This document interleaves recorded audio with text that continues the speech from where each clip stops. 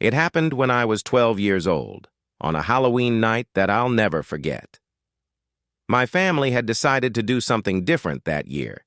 Instead of going trick-or-treating around our neighborhood like we always did, my parents booked a weekend stay at a small family resort about an hour away from home.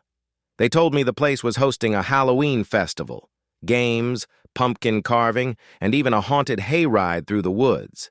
It sounded fun, exciting, and innocent enough, at least at first. The resort wasn't big, just a few wooden cabins scattered near a small lake, with a main lodge, a barn, and a wide open field surrounded by thick forest on every side. During the day, it looked calm and peaceful, almost cozy. But once the sun went down, those woods turned into something else entirely. Pitch black, silent, and strangely unsettling. We checked in early that afternoon. The air smelled like campfire smoke and caramel apples. Kids in bright costumes were running everywhere, laughing, tossing rings, and showing off their candy bags. My parents unpacked while I wandered off to explore the game booths. That's where I met another kid about my age named Ryan. He was wearing a skeleton costume and said his family was staying in the cabin right next to ours. We hit it off instantly, spending the next hour playing games and winning candy. As the sky darkened and the orange lights came on, families started gathering near the hayride area. The tractor pulling the wagon was parked beside a large old barn. Hay bales lined the sides for people to sit on, and the driver, wearing a creepy scarecrow mask, welcomed everyone aboard. Around 20 people climbed in, laughing and chatting, ready to be spooked. The first part of the ride was fun. Torches lit the narrow dirt path as we moved slowly through the trees. Actors dressed as zombies and ghosts jumped out from behind the bushes, making the kids scream and laugh. Everyone was having a good time. But about halfway through, the mood shifted. We entered a part of the trail that was darker. No torches, no fake scares, just the faint rattle of the wagon wheels. That's when I saw him. At first, I thought he was part of the attraction, a man standing just beyond the torchlight, half hidden in the trees. But something felt off. He wasn't wearing a costume that fit the theme, no makeup, no mask, just a dark jacket, jeans, and a baseball cap pulled low over his face. He wasn't moving. He wasn't saying anything.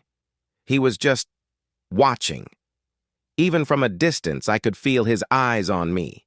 The air felt heavier, colder. When I turned to look at the others, no one else seemed to notice.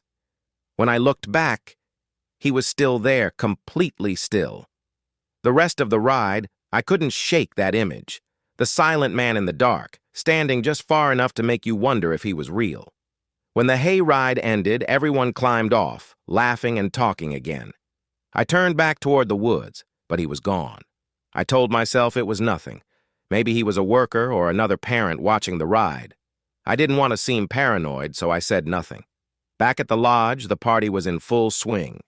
There were snacks, music, a bonfire, and people chatting everywhere. My parents sat with other adults while Ryan and I grabbed candy and played games. For a while, I actually forgot about the man, until I saw him again. He was standing near the tree line at the edge of the field. Same jacket, same hat, hands in his pockets, just watching. He wasn't close, maybe 30 feet away, but he stood perfectly still while everyone around him laughed and moved. I felt my stomach twist. I nudged Ryan and whispered, "That's the guy I saw during the hayride." Ryan squinted, then shrugged. Maybe he's one of the workers. But deep down, I knew he wasn't. I turned back a minute later, and he was gone. As the night went on, the crowd thinned out. Most families went back to their cabins, and the bonfire burned lower. It was around 9 when Ryan suggested we take a walk before heading in. There was a small trail behind the cabins that led into the woods, the same direction as the hayride trail. I didn't want to go, but I didn't want to look scared either, so we grabbed our flashlights and started walking down the dirt path. At first, we were joking, pretending to be ghost hunters, shining our lights between the trees, laughing at every sound. But the deeper we went, the quieter it got. The music from the lodge faded away until all we could hear was the crunch of our shoes and the distant hoot of an owl. We stopped near a clearing with an old wooden sign nailed to a tree. The paint was faded, but it clearly said, "Private Property." We were about to turn back when we heard it. Footsteps. Heavy. Slow. Coming from behind us. Ryan froze. I did too. The sound stopped, then started again. Closer this time. I turned the flashlight toward the sound, but the light didn't reach far enough.